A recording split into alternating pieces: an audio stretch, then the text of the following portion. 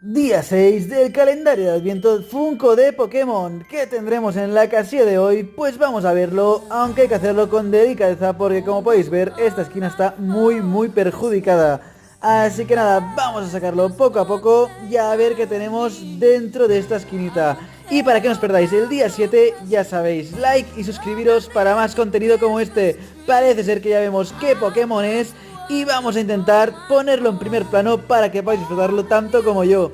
¿Qué os parece Dragonite? A mí personalmente me encanta, me parece un Pokémon fascinante. Y a todo esto, ¿sabías que Dragonite puede alcanzar velocidades mayores a las del sonido?